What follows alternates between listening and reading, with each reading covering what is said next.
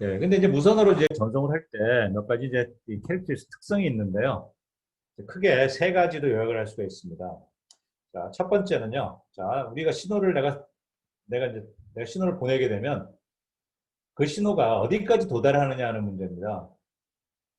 제가 예를 들어 가지고 제가 여기서 지금 신호를 쏘면 제가 지금 현재 쏜 신호가 어디까지 갈까요?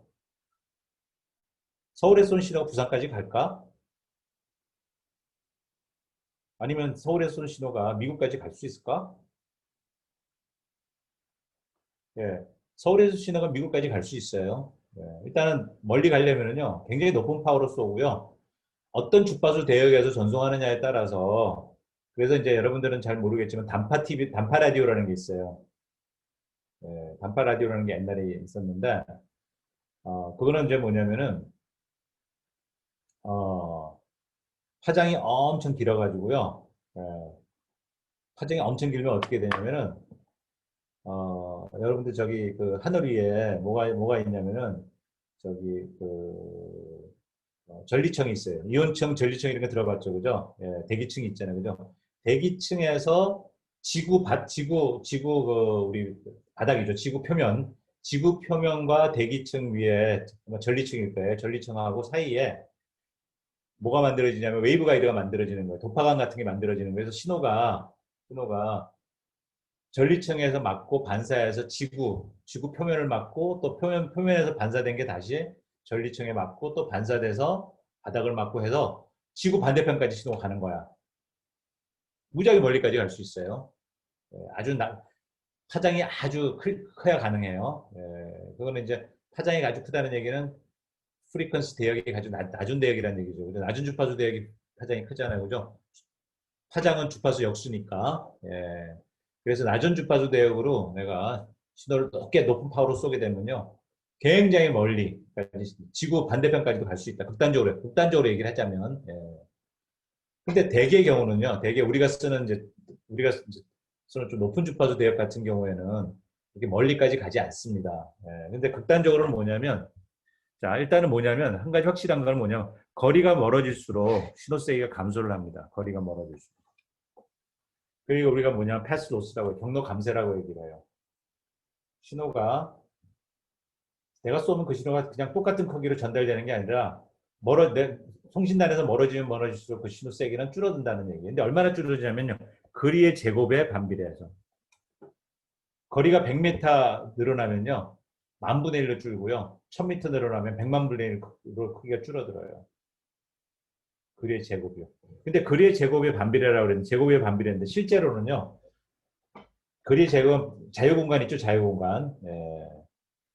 자유공간에서만 거리의 제곱이 반비례하고 자유공간이 아닌 우리가 지금 현재 존재하는 지금 자유공간이 아니야. 왜냐하면 내 주변에 지금 많은 그죠? 지형지물들이 있잖아요. 그죠? 뭐 벽도 있고 건물도 있고 산도 있고 나무도 있고 그죠?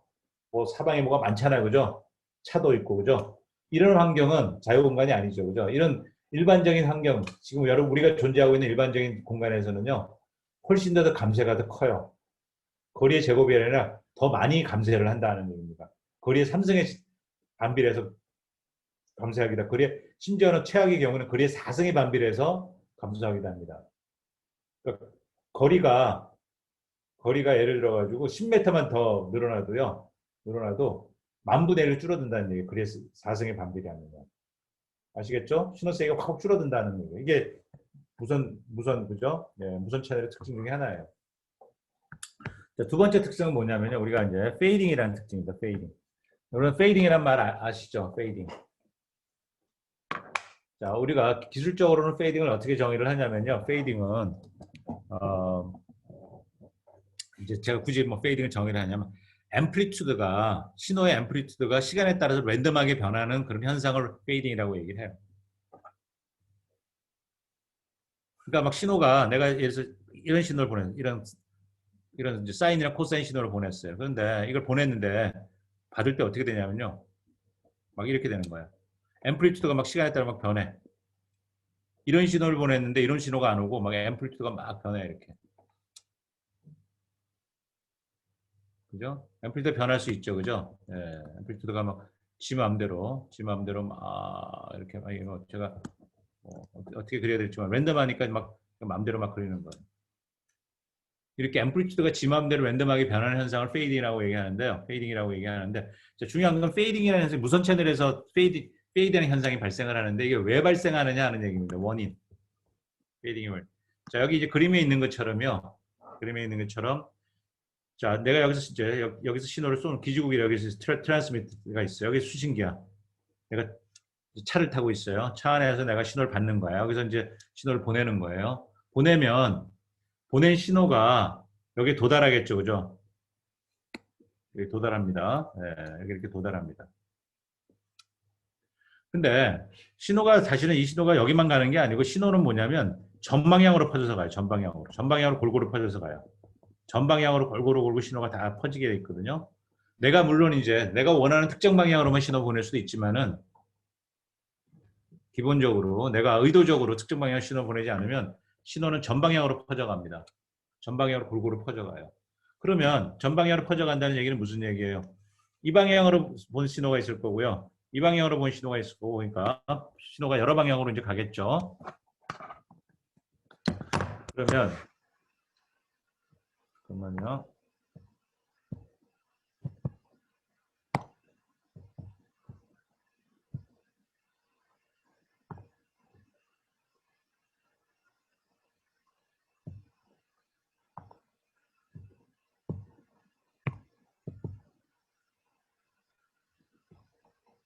네, 제가 좀 신호가 뭐 이 방향으로도 가기도 하고요. 이 방향으로도 가고 이 방향으로 가서 전방향으로 가는 거예요. 이렇게 전방향으로 가는데 다시 한번 이게 색깔펜이 좀 필요한 색깔펜이 좀 잘 안 되네요.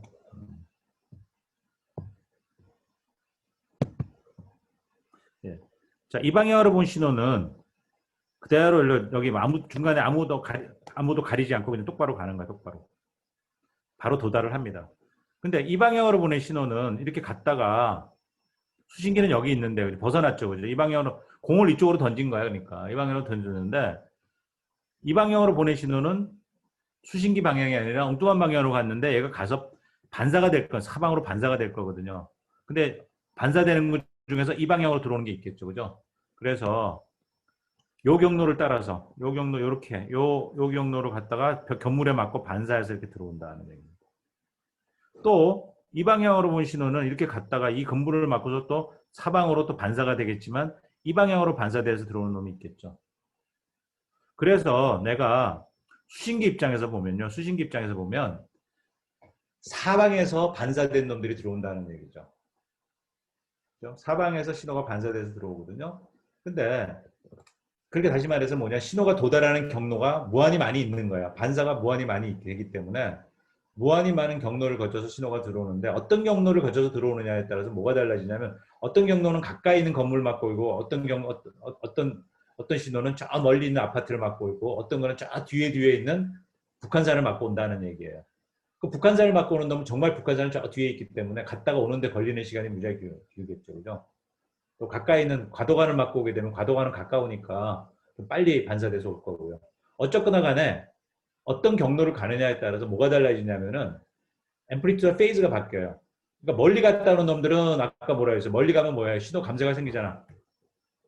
그죠? 크기가 줄어들어서 들어올 거거든요. 멀리 갔다 오니까. 또 뭐냐면 가면서 뭐예요? 계속 이렇게 가다가 뭐예요? 페이즈가 바뀌겠죠. 그죠? 경로에 따라서 페이즈가 바뀌겠죠. 그죠? 구리에 따라서 위상이 바뀔 거 아니에요. 그죠? 그러면 결론적으로 뭐냐면 수신기에 들어오는 신호는요. 다 다른 앰플리튜드와 다 다른 페이즈를 가진 신호가 들어온다는 얘기예요. 그러면 앰플리튜드 지 마음대로 들어오고 페이즈도 지 마음대로 바뀌어서 들어오는 거야. 그러면 이제 다르게 얘기하면은 랜덤한 신호들이 무한히 많이 합쳐진다는 얘기나 마찬가지예요. 그러면은 랜덤한 것들이 무한히 많이 합쳐지면 랜덤한 거예요. 그죠? 그래서 앰플리튜드와 페이즈가 지 마음대로 바뀐다. 그게 앰플리튜드와 페이즈가 지 마음대로 바뀌기 때문에 앰플리튜드가 그러니까 페이즈가 지 마음대로 막 바뀌면은 생각해보세요. 코사인 함수가 있는데 코사인 함수가 100개가 있는데요. 이 코사인 함수가 다 페이즈가 다 달라. 그놈 다 더해보세요. 그럼 앰플리튜드가 지 마음대로 나오겠죠? 그죠? 그게 페이딩 현상이에요. 그래서 제가 그래서 페이딩은 왜 생긴다? 다중경로, 멀티플 아니 멀티패스. 우리가 다중경로를 멀티패스, 멀티플 패스. 왜 멀티플 패스예요? 신호는 전방향으로 퍼지고 전방향에서 반사돼서 오기 때문에 그죠? 예. 반사 때문에 생긴 반사 때문에 반사 때문에 멀티패스라는 현상이 생기고 멀티패스라는 현상 때문에 페이딩이 생긴다. 그래서 위상이 바뀐단 말이에요. 위상이. 그래서 크게 매 순간순간 상황이 바뀔 거 아니에요. 그죠? 어떤 경우는 가다가 지나가는 차에 맞고 오는 거예요. 차에 맞고. 어떤 경우는 차가 없으면 또 맞고 올 데가 없어. 그러니까 주변 상황이 계속 랜덤하게 변하기 때문에 뭐 상황들이 맞고 오는 반사되는 상황이 계속 시간에 따라 바뀌기 때문에 시간에 따라서 이게 계속 변할 수밖에 없다는 거예요.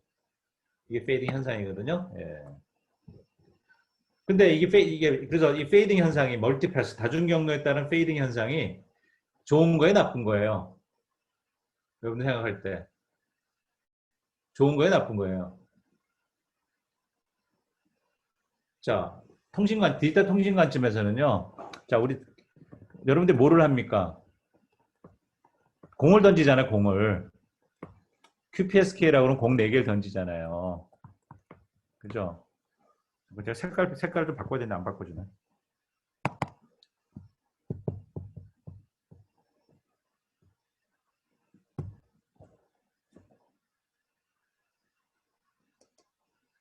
잠깐만요. 자, 여기 점이 4개가 있는데 여기 앰플리튜드라고 그랬죠, 제가. 아니, 잠깐만요. 색깔 안 바뀌어.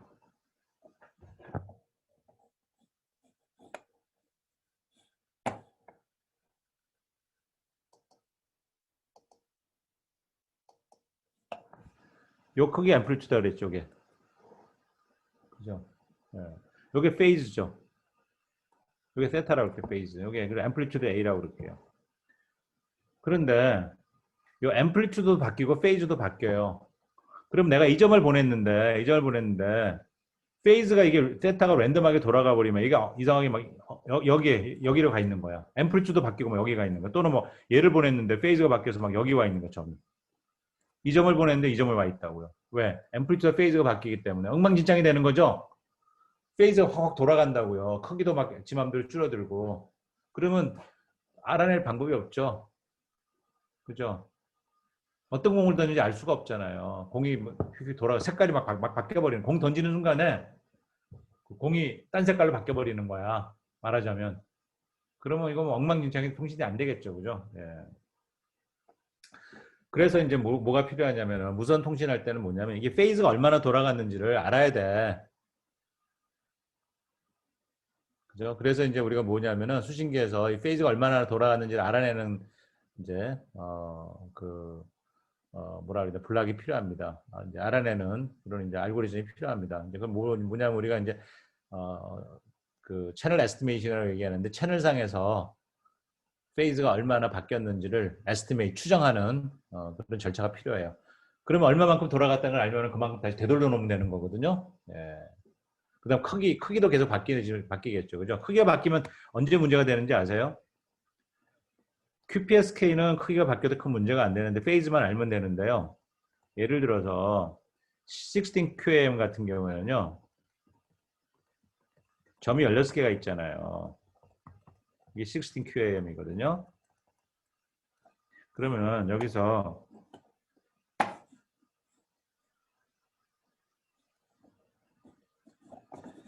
자, 16QAM 같은 경우에 무슨 문제가 생기냐면요. 잠깐만요. 클수가 없어졌어.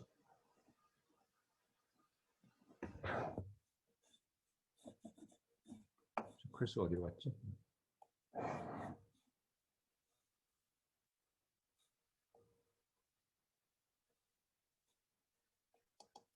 잠깐만요. 어디로 갔나? 클수.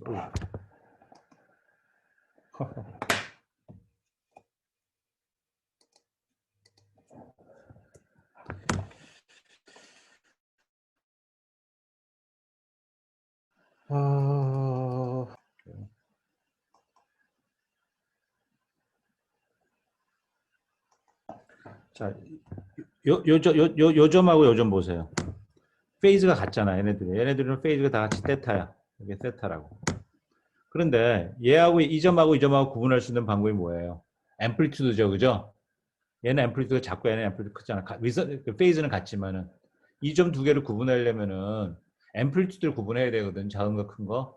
근데 앰플리튜드가 지 맘대로 바뀌어버리면 페이딩 때문에 얘네들을 구분할 수가 없겠죠, 그죠? 예, 그래서 성능이 무지하게 안 좋아집니다. 쉽게 결론적으로 얘기하면 성능이 안 좋아져요. 예, 아시겠죠? 예, 그런데 제가 방금 얘기한 결론이 뭐예요? 페이딩 때문에 성능이 무지하게 안 좋아질 거라는 걸 여러분 알 수 있어요. 무선 채널에서는. 예, 그래서 굉장히 그 송신기, 수신기 설계하는 게 굉장히 어렵습니다. 페이딩 때문에 성능이 나빠지기 때문에 이 나빠진 성능을 그죠? 좋게 만들어주지 않으면 동작 안 할 거거든요. 예, 그런데 페이딩이 좋은 점도 있어요. 뭔지 아세요? 자, 여기서 지금 이렇게 보낸 신호가 송신단하고 수신단 이렇게 신호가 갔는데 여기서 만약 누군가가 여기서 이렇게 막고 있다고 치죠. 여기서 막고 있다고 치죠. 가로막고 있으면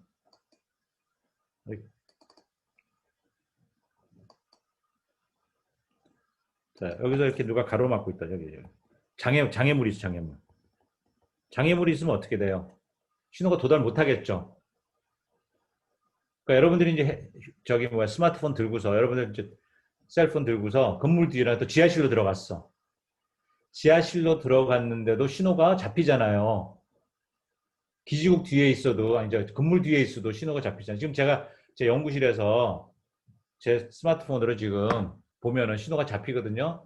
근데 기지국은 어디 있냐면은 송신기는 어디 있냐면 이제 안암로 노탈이 있는데 제가 제 방에서 안암로 노탈이 안 보이거든요. 건물에 다 막혀 있어가지고 근데 신호는 여기까지 도달하잖아요. 도달하는 이유가 뭘까요? 건물에 다 막혀 있는데 불구하고 반사와 해절 때 반사 때문에 된 반사. 반사해서 제 연구실 신호가 들어오는 거예요.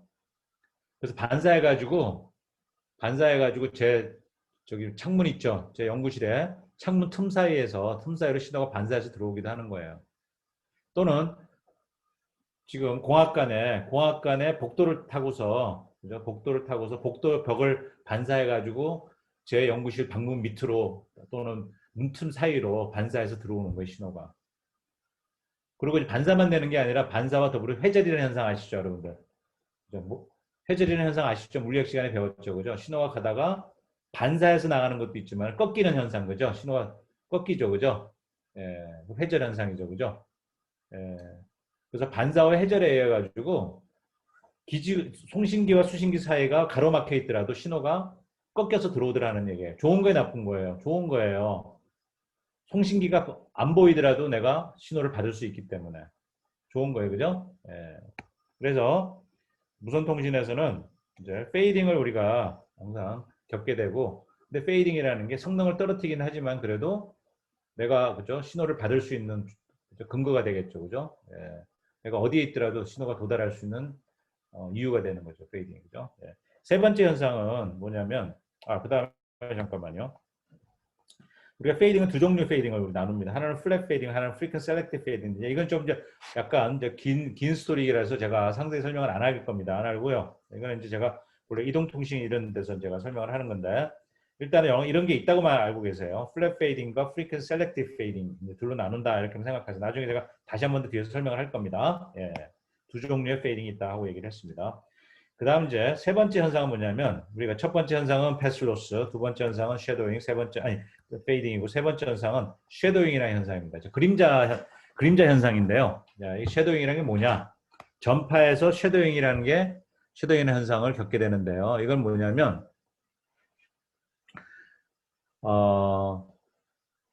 예를 들어서 이제 반사가 이런 주변에 예를 들어 가지고 이렇게 반사되는 이런 게 없다 하더라도 모든 게 정지되어 있는 게 아니라 항상 주변에 뭔가가 조금씩 움직이고 있거든요. 이 순간에 나는 멈추고 있다 하더라도 나는 아무것도 안 하고 꼼짝 안 하고 지금 있어요. 그럼에도 불구하고 세상의 모든 것들은 지금 조금씩 움직이고 있죠. 제가 지금 창밖을 보니까 바람이 불어가지고 나무가 지금 흔들흔들 조금씩 움직이고 있어요. 그죠? 그리고 저기 밑에 보니까 지금 사람이 걸어가고 있네요. 차도 지나가고 있네요.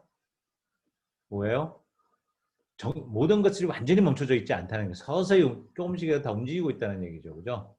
예, 그래서 주변에 여러 가지 장애물들, 예, 뭐 사람이 될 수, 나무도 있고 차도 될 수 있고 이런 거에 가지고 자 이런 신호들이 갔다가 반사해서 오지만은 그 중간에 주변에 여러 것들이 이제 흔들리면서 그런 여러 가지 천천히 움직이는 것들에 의해 가지고 영향을 받는다는 얘기예요. 그죠? 그래서 천천히 움직이는 것 때문에 이런 경로 감쇄가 생기는데 그런 것들이 천천히 움직이기 때문에 천천히 뭔가 신호를 변하게 만든다는 얘기예요. 수신 신호가 조금씩 흔들린다. 크기가 조금씩 변한다. 이게 변하는 게 경로 감쇄 때문에 그런 게 아니라 경로 감쇄는 거리가 멀어지기 때문에 경로 감쇄가 되는데 그게 아니라 경로 감쇄라는 건 결국 뭐예요? 송신기에서부터 내가 멀어지면 경로 감쇄가 생기겠죠? 맞습니까? 송신기에서 멀어지면 경로 감쇄, 패스로스가 생긴다 그랬잖아요. 그죠? 근데 내가 수신기에서부터 멀어지지 않고 내가 딱 정지해 있어요. 정지해 있으면 수신신호 레벨은 일정해야 될 거 아니에요. 그죠? 예. 근데 일정하지 않는 이유는 두 개예요. 하나는 뭐예요? 페이딩 때문에. 여러 군데 막 반사돼서 오기 때문에 앰플리튜드가 변하고요. 그것뿐만 아니라 근데 내가 예를 들어서 이런 거예요. 제가 지금 제 연구실에 또는 어딘가에 내가 딱 움직이지 않고 서 있어요. 그러면 그 위치에서는 반사되는 현상이 신호가 반사되는 현상이 일정할 거 아니에요. 그죠? 그럼 일정한 크기를 내가 받을 수 있을 거라고. 그게 뭐 큰 값이 될 수 있고 작은 값이 될 수 있고 뭔지 모르지만 그러니까 일정한 값을 받을 거라고요. 그죠? 반사에 의해서 결정된 어떤 크기가 있을 거라고. 근데 그 크기가 딱 고정되어 있는 게 아니고 그 크기가 계속 바뀔 수 있다는 얘기예요. 왜? 주변에 많은 것들이 흔들리기 때문에. 그래서 근데 그게 이제 빨리빨리 변하는 게 아니라 천천히 변하는 거예요. 그래서 그런 현상을 우리가 섀도잉이라고 얘기를 하거든요. 예, 이런 세 가지 현상이 복합적으로 이제 무선 채널의 이제 속성입니다. 그래서 여기 보시면요, 이렇게 이해하시면 돼요. 이 그림을 보시면 이게 뭐냐면 여기가 이제 송신기야, 송신기. 송신기가 여기 있고요. 내가 송신기에서 멀어지는 거야. 내 수신기 여기. 내 수신기가 여기 있는 거예요. 그래서 내가 송신기에서 멀어지는 거예요. 거리가 D라고 생각하면 돼. D가 이제 여기 있다가 D가 점점 커지는 거예요. 그러면 이제 내가 기지국에서 멀어지면 내가 송신기부터 멀어지면 어떻게 돼? 신호 세이가 줄어들겠죠. 이렇게 줄어들죠. 이걸 뭐라고 불렀어요? 패스로스라고 그랬죠. 그죠? 경로 감쇄. 거리가 멀어지면 거리의 제곱이나 거리의 3승, 거리의 4승에 비례해 가지고 크기가 줄어듭니다. 여기 보시면 이게 뭐냐면 수신기에서의 수신되는 신호의 파워입니다. 그리고 우리 수신 강도라고 얘기하거든요. received signal strength라고 얘기하거든요. 수신 강도라고. 수신 신호의 전력입니다. 예, received signal 파워가 여기 있거든요. dB 스케일로 표현한 dB. 예, 이건 이제 거리입니다. 이쪽은 거리. 예. 거리가 지금 이제 멀어지고 있습니다. 예, 10m, 100m, 1000m, 10,000m 이런 식으로 로그 스케일. 예. 여기가 10, 100, 1000 이런 거예요. 그죠? 예. 거리가 지금 이제 이렇게 멀어지고 있는 거예요. 감쇄를 이렇게 하잖아요. 그죠? 예, 감쇄를 이렇게 합니다. 감쇄를 하는데 이렇게 돼야 되는데 이렇게 되는 게 아니고 사실은 어떻게 되냐면요. 이렇게 된다는 거예요. 이렇게 변한다는 거예요. 이렇게. 그러니까 제가 다시 표시할게요. 빨간색 표현할게요. 신호가 감쇄를 하는데 이렇게 감쇄를 한다는 거예요. 감쇄하고 있죠. 일로 가면서 신호가 감쇄하는 거 보여요? 신호 세기가 쭉 떨어지고 있죠. 신호 세기가 쭉 이렇게 내려오고 있잖아요. 밑으로. 거리가 멀어서 신호 세기가 떨어지고 있죠. 그죠? 네. 그런데 그냥 일정하게 떨어지는 게 아니라 어떻게 떨어지고 있어요? 출렁출렁 떨어지죠. 출렁출렁. 왜? 섀도잉 때문에. 네? 네. 그런데 실제로는 이렇게 되는 게 아니고요. 이렇게 떨어져요. 이렇게. 막 빨리빨리 변하면서 막 떨어져요. 출렁출렁하게 떨어지는 가운데서도 또 빨리 막 변해. 이게 왜냐? 페이딩 때문에. 자, 그럼 여기서 막 빨리 변하고 있잖아요. 지금 빨리 막 변하는데 이게 얼마나 빨리 변하느냐는 또 뭐 결정하는지 아세요? 속도. 내가 일로 이동하는 속도 있잖아요. 그죠? 이게 빨리 움직이느냐, 천천히 움직이느냐에 따라서 빨리 변하고 있잖아요. 그죠? 막 변하고 있는 정도가 빨리 움직이면 그죠? 내가 빨리 움직이면 얘가 빨리 변하고요. 예, 막 빨리 변하고 내가 천천히 움직이게 되면 천천히 변해요. 여기가. 그죠? 예, 이게 전파의 예, 전파의 특성이에요. 이해됐습니까? 예, 여기까지. 자, 여기까지 질문 있어요? 질문.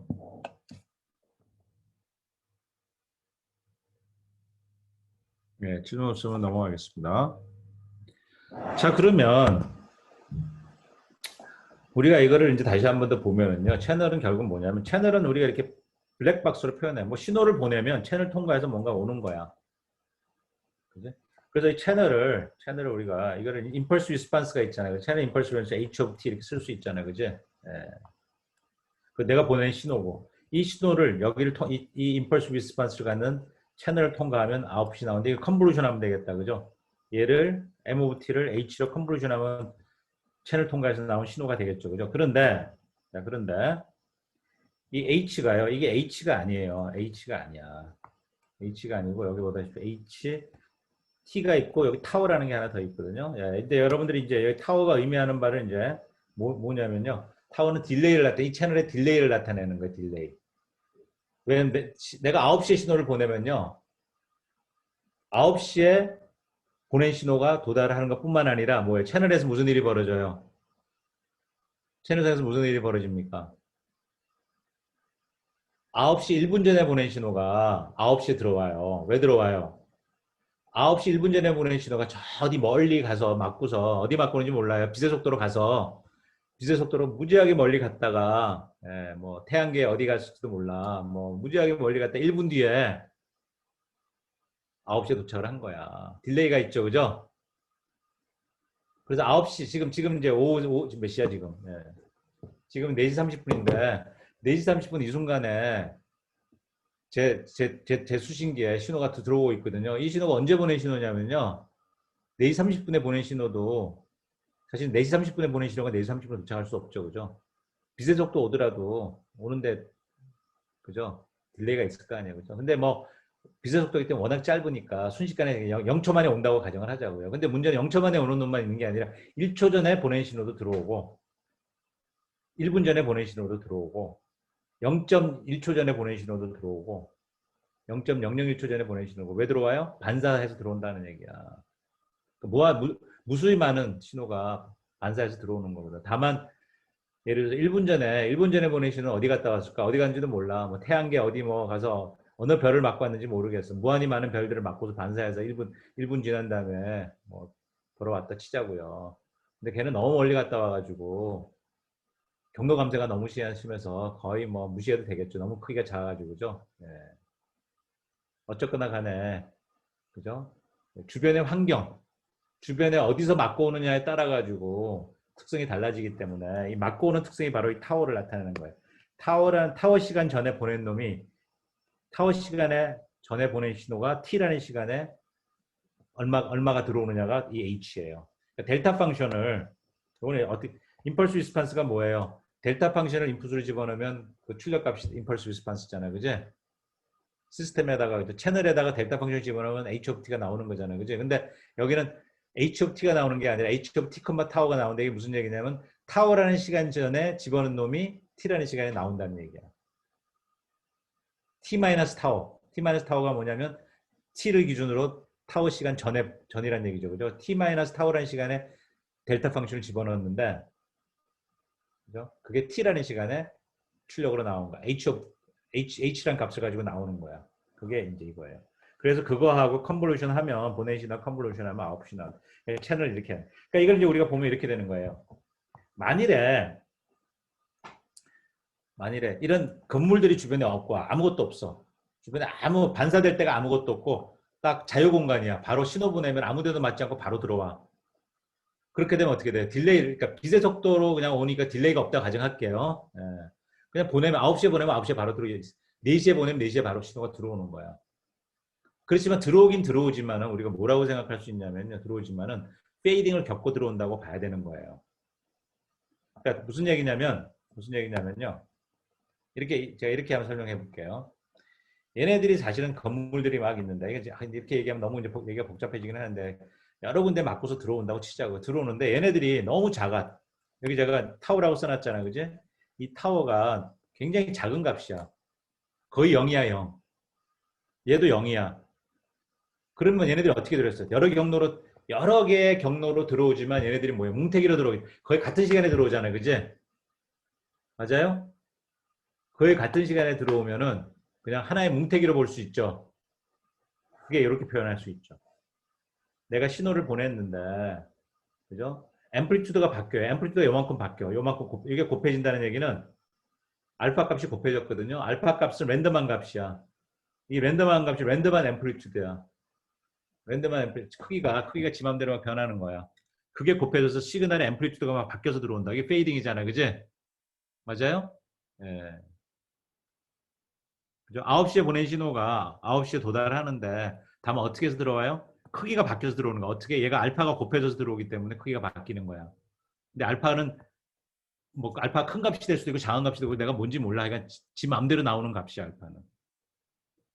그래서 어쨌든 신호가 바뀌어서 들어온다. 페이딩을 겪는다는 얘기야. 그죠? 그런데 제가 이거는 어떤 가정을 제가 했냐면은 이 딜레이 타워 제로, 타워 1, 타워 2 이 딜레이들이 그죠? 그러니까 다시 말해서 타워 제로, 타워 1, 타워 2 이게 다 거의 다 0이야. 다 비슷한 값이야. 그럼 뭉태기로 들어온다는 거야. 한 뭉태기로. 근데 이게 다 같지가 않으면 같지가 않은 경우는 결국 뭐냐면 어떤 경우냐면 하나가 굉장히 멀리 북한산 맞고 오고 하나는 백두산 맞고 온다고 치자 이거야.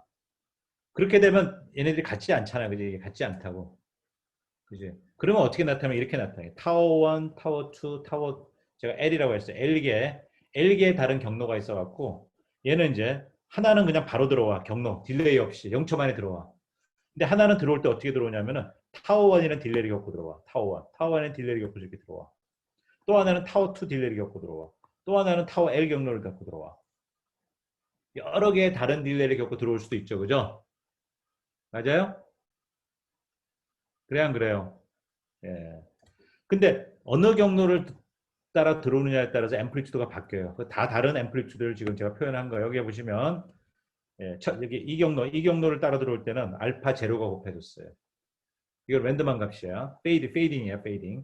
그 다음에 타워 1이라는 딜레이를 겪고 들어온 경로가 타워 1이라는 딜레이를 겪고 들어온 경로가 있을 거라 그죠? 그러면 얘 경로를 따라 들어온다면 알파 1이라는 값이 곱해져서 들어오고 또 다른 경로 얘는 좀 더 딜레이가 큰 거야. 더 멀리 맞고 들어오는 더 멀리 맞고 오는 놈은 또 다른 값이 곱해지고 이런 식으로 그죠? 이렇게 될 수도 있겠죠, 그죠? 예, 그래서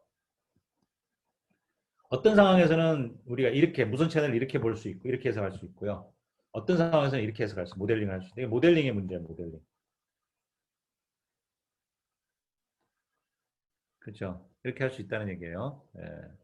자, 이제 나중에 제가 다시 한번 설명을 할게요. 어떤 때 채널을 이렇게 볼 거, 그러니까 다시 이제 잠깐만. 이 왼쪽에 있는 상황을 플랫 페이드, 아까 제가 플랫 페이딩과 뭐라 그랬어요? 프리퀀 셀렉티브 페이딩이라고 얘기했죠. 프리퀀 셀렉티브 페이딩은 무슨 말하고 똑같죠? 멀티패스 페이딩이에요. 여기도 멀티패스야. 근데 패스가 몇 개예요, 여기 왼쪽 거. 왼쪽 건 경로가 몇 개예요? 한 뭉태기로 들어온다는 얘기는 한 개의 경로로 뭉태기로 들어온다는 얘기. 한 개의 경로. 경로가 하나야, 여기는 한 개. 여기 경로가 L개가 있어요, 여기. 그래서 멀티패스 다중 경로, 다중 경로. 그래서 페이딩을 겪을 때 두 가지 경우, 크게 두 가지 경우로 나눴어요. 한 개 경로로 들어오는 경우도 있을 수 있고, 여러 개의 경로를 거쳐서 들어오는 경우로 두 가지로 구분할 수 있는데, 이거는, 이거는 우리가 시스템 설계를 할 때, 어떤 때는 채널을 이렇게 보고요. 왼쪽처럼. 그러니까, 플랫 페이딩 채널로 보고요. 어떤 때는 멀티패스 페이딩 채널. 멀티패스 페이딩 채널 앞에서 제가 뭐냐면, 프리퀀 셀렉티브라는 표현을 썼거든. 프리퀀시 앞에 페이지에서 제가 프리퀀 셀렉티브라고 그랬어요. 프리퀀 셀렉티브 페이딩이다 이렇게 제가 얘기했어요. 이 경우가 프리퀀 셀렉티브 페이딩에 해당되는 이 경우가 플랫 페이딩에 해당하는 경우예요. 그래서 머릿속으로 요거만 이제 기억을 해두세요. 제가 플랫 페이딩 그러면 뭉태기로 들어온다. 그 다음에 프리퀀 셀렉티브 페이딩 또는 멀티패스 페이딩이다 그러면은 뭉태기로 못 들어오고 띄엄띄엄 들어온다. 띄엄띄엄. 각기 다른 딜레이를 겪어서 띄엄띄엄 들어오는 경우가 멀티패스 페이딩 또는 프리퀀 셀렉티브 페이딩이다. 명확하죠? 차이는 그죠? 예. 두 가지 기억을 해두시고요. 자, 넘어갑니다. 자, 여기서는 제가 요거 하는, 자, 여기 무슨 요 오른쪽에 있는 요 수식은 우리 앞에서 봤어요. 그죠? 예. 디지털 통신에서 성능을 결정하는 거는 SNR이에요. 다시 말해서 내가 수신 신호 세기가 크면 클수록, received signal power가 크면 클수록 성능이 좋아요. 그죠? 성능이 좋다는 얘기는 비트 에러 레이시 작아진다는 얘기죠. 그죠? 예, 이게 신호의 파워와 자음의 파워에 비해요. 그죠? 근데 이렇게 표현할 수 있다고 그랬어요. 그죠? 이거를 이제 이렇게 수식을 쓰고 얘를 EBO 분제. 그러니까 SNR은 EBO 분제와 거의 같은 개념이에요. 다만 여기에 곱해져야 돼. 그래서 SNL이 크면은 EBO 벤제로 크는 거예요. EBO 벤제로가 뭐예요? 비트 에너지 나누기 잡음의 밀도죠. 그죠? 예. 어쨌든 W하고 RB는 뭐예요? 비트 레이시입니다. 비트 퍼 세컨드. 1초에 몇 비트를 보내냐가 RB고, 그죠? W는 밴드위스 대역폭이에요. 그죠? 예. 그럼 SNR을 주면 내가 이 값을 알고 W하고 RB를 알면은 내가 EBO 벤제를 계산할 수가 있겠죠. 그죠? 어쨌든 그래서 우리가 그래프를 그릴 때 두 가지가 있어요. 가로축을 SNR 이쪽 가로축을 SNR을 그릴 수도 있고요. EBO 벤제를 그릴 수도 있는 거예요. 근데 두 개가 다른 거야, 개념이. 그래서 여러분들 뭐예요? 벤랩으로 지금 여러분들 지금 숙제하는 게 뭐예요? 숙제하는 게 이 그래프 그리는 거잖아. QPS 그래프 그리는 거잖아. 그죠? 그래프 그릴 때 여러분들이 가로축을 뭘로 그려야 돼요? 둘 중에 하나 SNR을 그리든지 EBO 벤제를 그리든지 둘 중에 하나를 그려야 되는 거예요. 예, SNR을 그리려면은 SNR을 그리면 신호의 파워와 장의 파워 길을 그리면 되는 거고요. EBO 벤제를 그리려면 SNR에다 이걸 여러분들이 곱해야 돼. 예, 아시겠어요? 예. 자, 잘 생각해보세요. 이거 좀 생각하면서 해야 돼요. 예. 두 개가 비슷한 것 같지만 같지는 않다. 예. 자, 어쨌든 여러분들이 홈워크는 이거지, 그지? BER하고 가로축에 SNR이나 EBO 벤제를 그린 다음에 이 커브를 그리는 거예요. 이 커브를 점을 찍는 거야, 여기 이렇게 점을, 그죠? 시뮬레이션 해가지고, 그죠? 이거 점을 찍으려면 뭐예요? SNR을 바꿔가면서 1dB일 때, 2dB일 때, 3dB일 때, 4dB일 때, 5dB일 때 점을 찍는 거야. 비트 에러가 평균 몇 비트가 에러나는지 확률을 계속 이제 컴퓨터 시뮬레이션 해가지고 여러분들이 통계를 내가지고 통계를 내서 점을 찍는 거야, 그지? 어쨌든 자, 근데 제가 뭘 얘기하려고 그러냐면 무선 채널에 대해서 오늘 제가 얘기를 했거든요. 무선 채널을 그러니까 유선 채널에서의 성능하고 비트 에러 레이트하고 무선 채널에서 비트 에러 레이트는 비교하면 어떻게 될까요? 하는 거거든요. 누가 더 성능이 좋을 건가요? 하는 게 질문이거든요. 누가 더 성능이 좋을 건가? 좋을 것 같아요. 무선 채널 제가 특성을 얘기했잖아요. 그죠? 무선 채널에서 지금 제일 이제 그 중에서 지금 무선 채널 중에서 뭘 생각하면 되냐? 패스로스 생각하지 말고요. 쉐도잉 생각하지 말고 무선 채널에서 제일 무서운 게 페이딩이에요. 왜? 앰플리튜드 페이즈를 확 바꿔버리니까. 그쵸? 맞나요? 그쵸? 그런데 페이즈가 바뀌는 거는 걱정하지 말자고요. 페이즈가 바뀌는 거는 뭘 해줄 거냐면은 수신단에서 채널 에스, 채널 에스티메이터가 있어 채널 에스티메이션이라는 기능이 있어가지고 페이즈가 얼마나 돌아가는지를 지가 알아내고 되돌려 줄 거예요. 그래서 여러분들이 고민해야 될 거는 뭐냐면은 앰플리튜드가 변하는 것만 고민하면 돼. 앰플리튜드가 변하면 골치 아파져요. 한 번 더 제가 설명할게요. 얼마나 골치 아파지는지 제가 다시 한번 설명해 볼게. 점이 점이 4개가 있는데요. QPSK를 예를 들게요.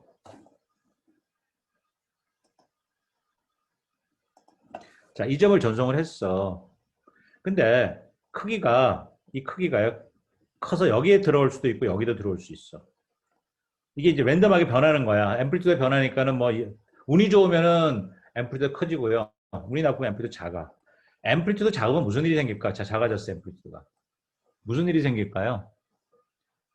이 점의 앰플리튜드가 줄어들면은 어떤 문제가 생길까요? 자, 이영석 학생 한번 얘기해봐. 이영석. 앰플리튜드가 작아지면은 페이딩 때문에 작아지겠지. 무슨 일이 벌어질까? 이영석. 네, 네, 한번 얘기해 보세요.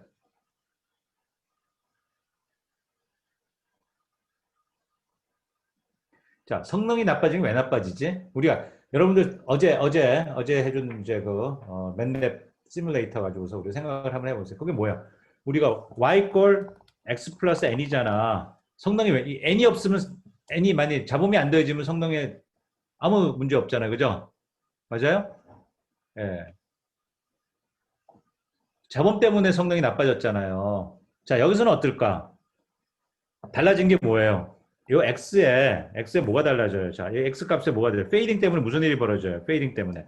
알파가 곱해지는 거 앰플리튜드 페이딩. 아, 잠깐만. 알파가 곱해지는 거야. 이거 잠깐만요. 색깔을 좀 바꿀게. 여기 알파가 곱해지는 거야. x에.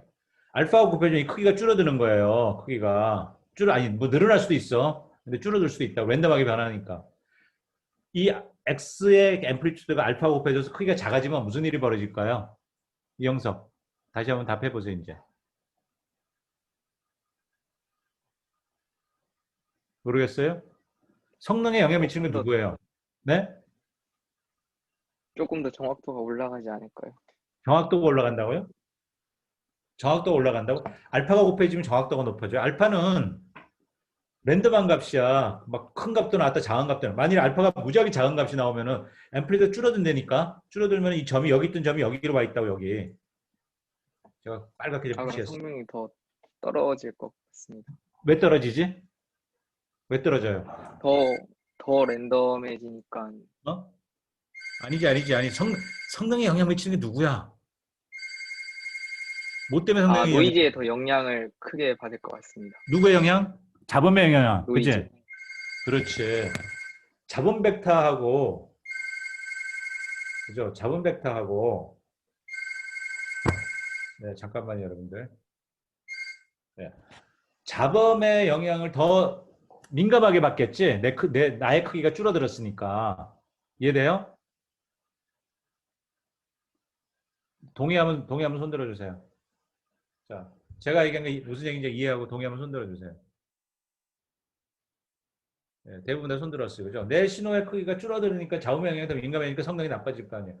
내 신호가 알파가 커가지고 알파가 커서 내 신호가 커졌을 때는 뭐 어차피 별로 상관없어. 운이 좋아. 그냥 운이 좋았던 것 뿐이야. 이게 운이 좋을 때는 뭐 좋은 거야, 그냥. 그렇지만은 나쁠 때는 무지하게 나쁜 거야. 그래서 성능이 무지하게 나빠지는 거예요. 그래서 여기 오른쪽 그래프 보세요, 오른쪽. 여기 오른쪽 그래프.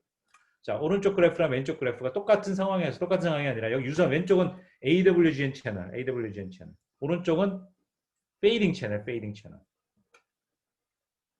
무슨 채널이요? 페이딩 채널 무선 채널이라는 얘기예요. 두 개 비교해 보세요. 어때요? 성능 차이가 엄청나게 나빠요. 아니, 많이 나요. 비교하면 여러분들 이제 강의 끝나고 나서 한번 비교해보세요. 얼마나 성능 차이가 나는지. 에러가 무지하게 많이 발생해요. 무선 채널에서는. 그래서 예를 들면 지금 AWGN 채널에서는요. 10의 마이너스 4승의 성능, QPSK에서 10의 마이너스 4승의 성능을 얻으려면요. 내가 8dB가 필요해. SNL이 8dB가 필요해. 8dB. 8dB가 필요하거든요. 근데 무선에서는요. QPSK에 10의 마이너스 4승 얻으려면 이렇게 33dB가 필요해요. 그러니까 얼마예요? 25dB가 더 있어야 돼. 25dB. 신호 파워가 25dB가 더 커야 25dB면 얼마나 큰지 알죠? 3dB면 2배야. 그죠? 6dB면 4배고요. 9dB면은 8배고요.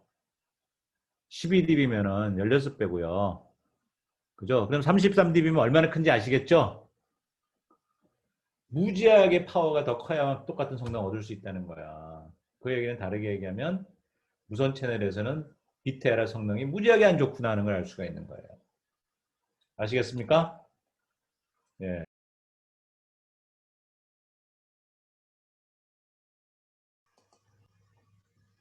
그래서 여기 이제 보시면은요, 다음 페이지 넘어왔습니다. 이제 여기 다이버시티라는 얘기가 나오는데요. 다이버시티. 자, 다이버시티라는 이야기는 우리 그 뜻은 다양하다는 뜻이잖아요. 다이버시티가 다양성이라는 얘기인데, 그죠? 여기 의미는 자 어떤 의미의 다양성을 우리가 얘기를 하냐면은 신호가 이게 이제 성능이 떨어진 이유는 페이딩 때문에 성능이 떨어졌잖아요, 그죠? 예, 그러니까 페이딩 때문에 무슨 일이 되면 앰플리튜드가 줄어들 수 있다는 얘기예요. 예, 내가 원래 전송한 앰플리튜드보다도. 자, 그러면 어떻게 되겠어요? 내가 이제 한 경로로 예를 들어서 어떤 안테나가 여기 수신 안테나가 있고요. 자, 신호를 전송을 했습니다. 이쪽으로 전송을 했는데 이 경로, 이 채널을 H1이라고 했어요. 예, 근데 이 채널이라는 거는 뭐냐면 랜덤한 앰플리튜드가 되는 거예요. 예, 그러니까 크기가 커졌다 작아졌다 지 맘대로 변하는 거라고 얘기를 했어요. 그죠? 근데 이 경로 따라 신호를 보냈는데 이게 갑자기 값이 작아지게 되면 앰플리튜드가 줄어들고 그죠? 예, 그럼 잡음에 영향을 많이 받겠잖아요. 그죠? 그래서 이런 일에 대비해 가지고 내가 경로를 하나 더 만들 수가 있어요. 이 경로로 보내는 신호가 앰플리튜드가 작아질 걸 대비해서 다른 경로를 하나 더 보내게 된다면은 운이 좋으면요. 얘가 나쁘더라도 얘가 좋을 수 있거든요. 또는 거꾸로 한쪽이 나쁘고 다른 쪽이 좋을 수도 있어요. 물론 운이 좋으면 둘 다 좋을 수도 있죠. 그죠? 예, 그래서 둘 중에 하나만 좋으면은 살아남을 수 있다는 얘기입니다. 그죠? 물론 이쪽도 안 좋고 이쪽도 안 좋으면 둘 다 안 좋겠죠. 그죠? 예, 근데 확률적으로 보면요. 이쪽으로 보내는 거 이쪽하고 이쪽 중에 둘 중에 하나 살아남거나 둘 다 살아남으면은 그죠? 이제 전체가 살아남는 거니까는 그죠? 경로를 하나만 사용하는 게 아니라 두 개 이상의 경로를 사용하게 되면 굉장히 그죠? 살아남을 가능성이 커지겠죠. 그죠? 그래서 이제 이게 바로 이게 다이버시티 개념입니다. 수신단에 안테나를 두 개를 달게 되면은 두 군데서 신호를 받을 수가 있다는 얘기입니다. 보내기는 한 군데서 보냈지만 두 군데서 받게 되니까 둘 중에 그러니까 다시 말해서 경로가 두 개라고 생각하면 일로 받는 거 일로 두 개라고 생각하면 되겠어요. 이 두 개 중에서 하나라도 한 개라도 살아남으면 되겠다 하는 얘기죠. 그죠? 예. 그게 이제 수신 다이버시티, 리시버 다이버시티라는 개념이에요. 근데 이거를 우리가 안테나를 이용해서 안테나는 이제 공간적으로 물리적으로 두 개 이제 다른 안테나를 달았다는 얘기는 공간적으로 두 개 안테나가 존재하는 거고요. 그래서 공간적으로 이제 어떤 이런 이제 그 뭐라 해야 되나요? 어, 다양한 경로에 따른 이득, 그죠? 그래서 이런 다양성, 그죠? 여기서 다양성의 의미는 그겁니다. 공간적으로, 그죠? 공간적으로 우리가 다양하게 보낸다. 이렇게 해석할 수도 있어요. 다양하게 보낸다는 게 다른 안테나를 통해서 받는다 이렇게 보면 되는 거죠. 그죠? 그럼 안테나를 두 개 썼을 때보다 그러면 여러분 생각할 때 안테나 세 개를 쓰게 되면은 그죠? 경로가 세 개가 생기니까 그죠? 예, 이 세 개가 다 죽지 않으면 세 개가 다 페이딩을 심각하게 겪지 않는다면 하나라도 살아남는다면 되니까 그죠? 안테나가 세 개면은 살아남을 확률이 더 커지겠죠, 그죠? 예. 그래서 여기 오른쪽에 보시면 그래프가 있는데요. 자, 에러 프로빌리티입니다. 에러 프로빌리티고 여기는 SNR입니다. 그러면서 여기 L 값이 있는데 여기 L 값이 1, 2, 3, 4 여기 이제 1, 2, 3, 4 이렇게 있는데요.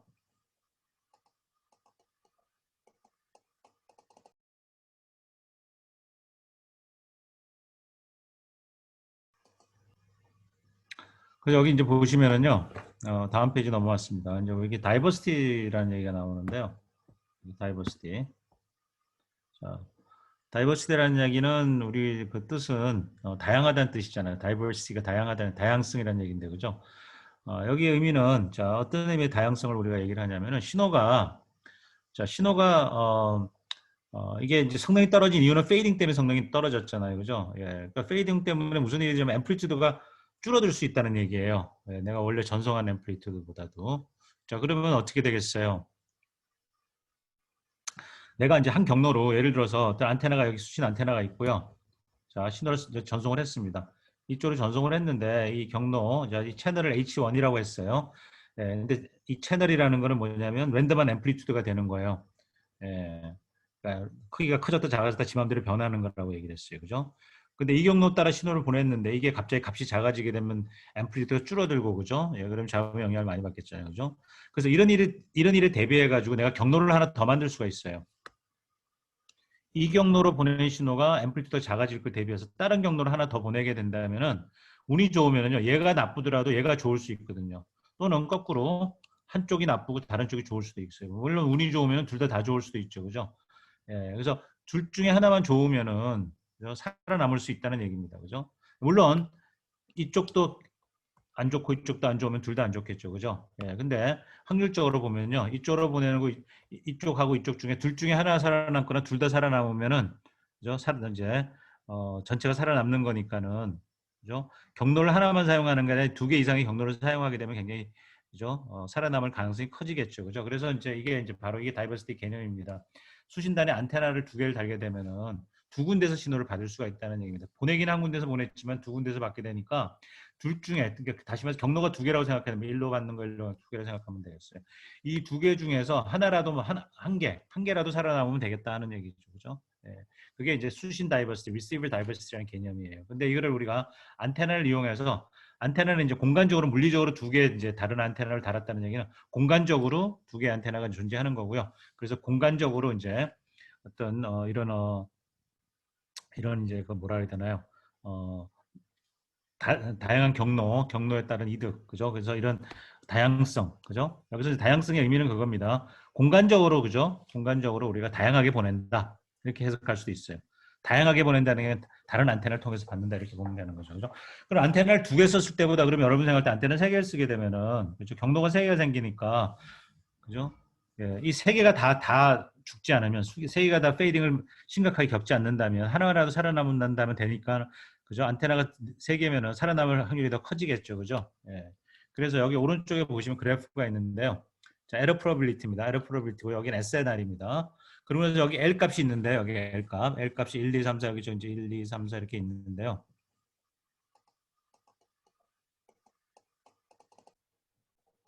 자, 여기 보면 L 값이 있잖아요. 그죠? L 1, 2, 3, 4. 그죠? 이 L이 뭐냐면 안테나 숫자라고 생각하면 돼요. 안테나가 1이면은 안테나가 한 개면은 L 이퀄 1이고요. 이제 안테나가 두 개면 L 이퀄 2, 세 개면 L 이퀄 3 해서 이게 이제 우리가 다이버시티 오더라고 얘기하거든요. 예, 그래서 다이버시티 차수. 그죠? 안테나 숫자라고 생각하면 됩니다. 그래서 보시다시피 안테나 숫자를 늘리면서 이 에러 프로빌리티가 에러 프로 성능이 점점 좋아지고 일로 내려오죠. 그죠? 점점 이렇게 내려오잖아요. 내려오는 건 점점 성능이 좋아진다는 얘기거든요. 예. 그죠? 그렇게 해서 결국은 만일에 이제 이게 지금 뭐냐면은 페이딩 채널인데 무선 채널이란 말이에요. 근데 가우센 채널이 어디 있냐면 이렇게 있어요. 그러니까 L을 증가하면 이제 가우센 채널 성능에 가까워진다는 걸 우리가 알 수가 있어요. 됐죠? 예. 그래서 우리가 이제 예를 들어서 이제 송신기에서 이제 여기가 예를 들어 수신기인데 수신기 이제 기지 우리 이동통신이라고 하냐면 여기가 기지국이 되는 거예요. 수신단에서 기지국에는 여러 개 안테나를 둘 수가 있거든요. 예, 여러 개 안테나를 둘 수 있기 때문에 우리가 receive diversity를 실현할 수가 있어요. 여러 경로로 그죠. 예, 그런데 거꾸로 보면은요 반대 방향입니다. 기지국에서 통신을 하고요.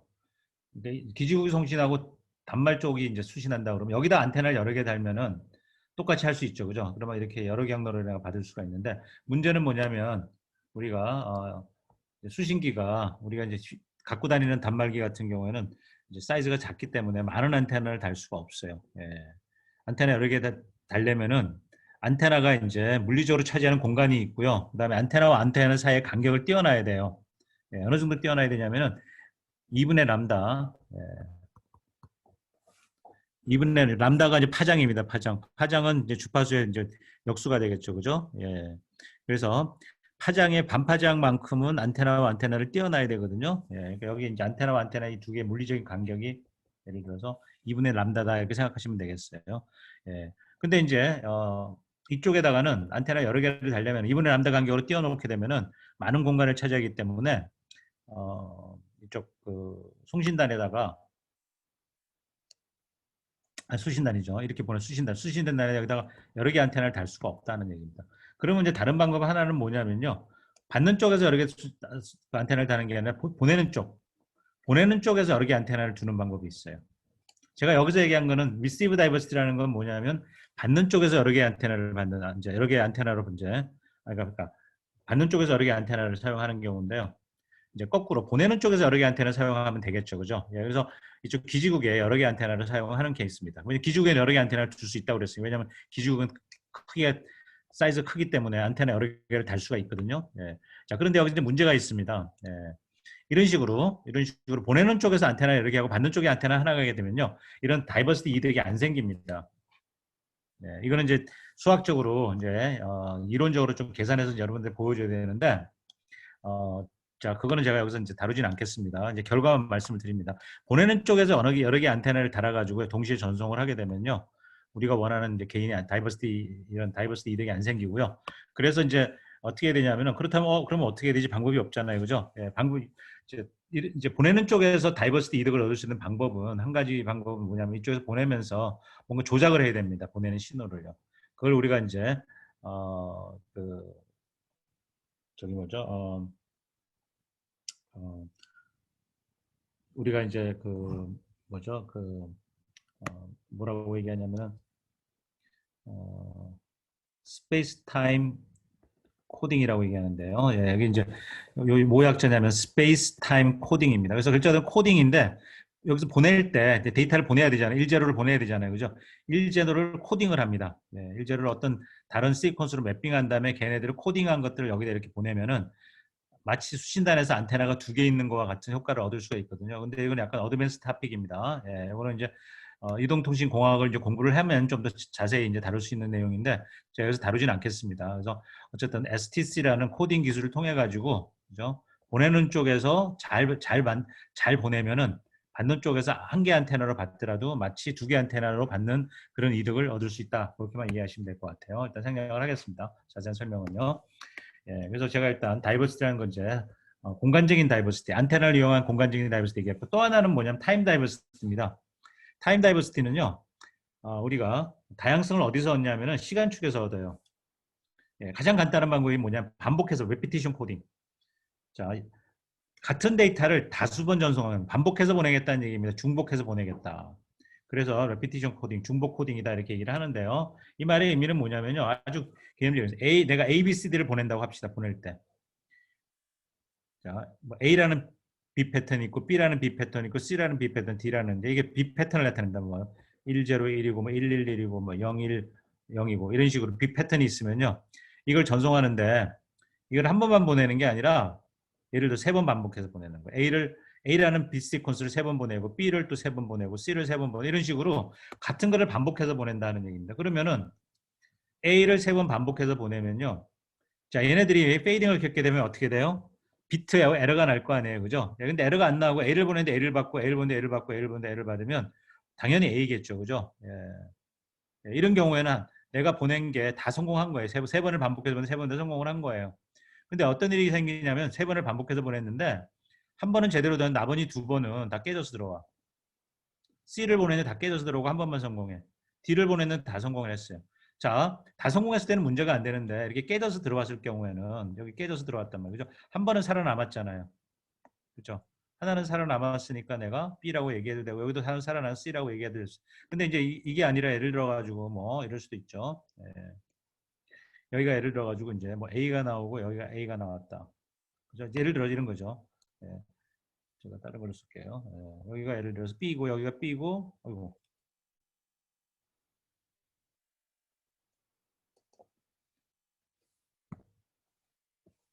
여기가 B를 보낸 아니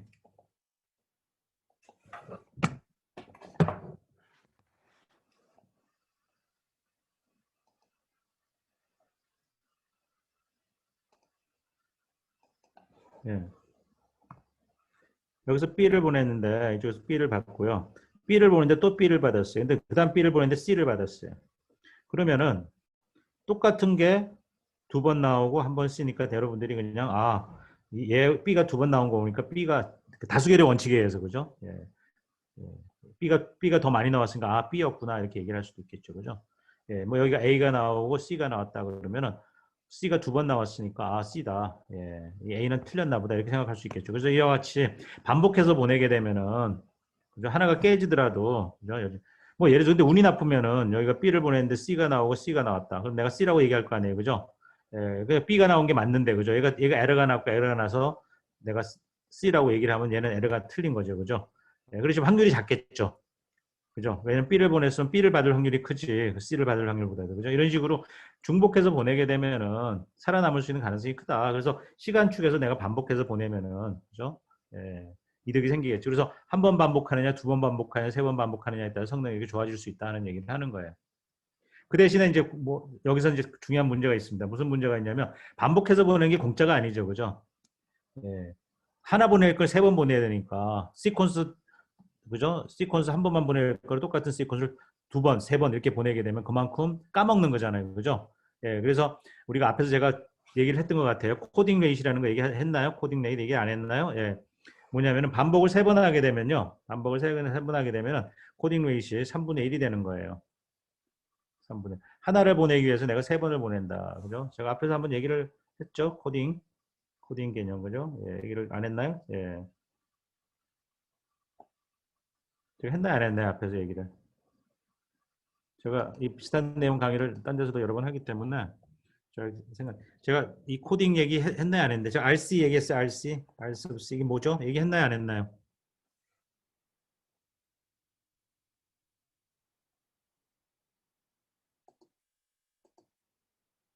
네, 했습니다. 그죠? 예. 그래서 이 코딩 레이시라는 게 결국은 그래서 내가 몇 번 반복하느냐를 나타내는 거고요. 많이 반복하면 많이 반복할수록 그죠? 더 에러가 안 날 확률은 커지는 거죠. 그죠? 그 대신에 내가 많이 이제 그 밴드를 까먹는 거, 전속률을 까먹는 거잖아요. 그죠? 그래서 뭐 3분의 1, 뭐 4분의 1이다 그러면 4번 반복하는 거랑 맞죠. 하나를 보내기 위해서 4번을 보내는 거, 4개를 보내는 거니까. 그죠? 그래서 이제 코딩 레이시 3분의 1이다. 웨이트가 3분의 1이다. 이렇게 얘기를 하는 거죠. 이게 R sub C예요. R sub C가 3분의 1이다. 이렇게 얘기를 하는 거예요. 그죠? 2번 반복하면 2분의 1이 되는 거고요. 그래서 이제 일반적으로 지금 제가 이제 얘기한 건 레피티션 코딩 반복해서 얘기하는 걸 가지고 얘기를 했지만은 일반적으로 반복하지 않고 더 잘할 수 있는 방법이 있어요. 일반적으로. 그래서 이제 반복하지 않고서 한 이제 이런 이제 그 코딩을 하는데요. 그 코딩을 하는데 이제 그걸 통해 가지고 우리가 에러가 난 걸 지금도 마찬가지로 뭐예요? 여기가 예를 들어서 제가 아까 좀 전에 뭐라 그랬냐면 여기가 B가 나오고 C다. 그죠? 그럼 이걸 B라고 얘기할 거 아니에요. 그죠? 에러가 났습니다. 여기서 에러가 났잖아요. 그죠? B를 보냈는데 C가 났다 에러가 났잖아요. 그렇지만은 여기하고 여기가 에러가 안 났기 때문에 내가 B라고 얘기할 거 아니에요. 그죠? 그럼 고쳐낸 거죠. 여기서 에러가 난 걸 고쳐진 거죠. 그죠? 채널상에서 에러가 났지만은 이렇게 반복해서 보내는 그 과정을 통해 가지고 에러가 난 걸 내가 고쳐냈다 하는 얘기입니다. 그죠? 그래서 에러 커렉션 코딩이라고 얘기할 수 있고요. 방금 제가 얘기한 이 이제 반복해서 보내는 건 제일 단순 무식한 방법이에요. 실제로는 훨씬 더 잘할 수가 있습니다. 단순히 이렇게 반복하지 않고 더 잘할 수 있는 방법이 있다는 얘기죠. 그죠? 그게 에러 커렉션 코딩이고요.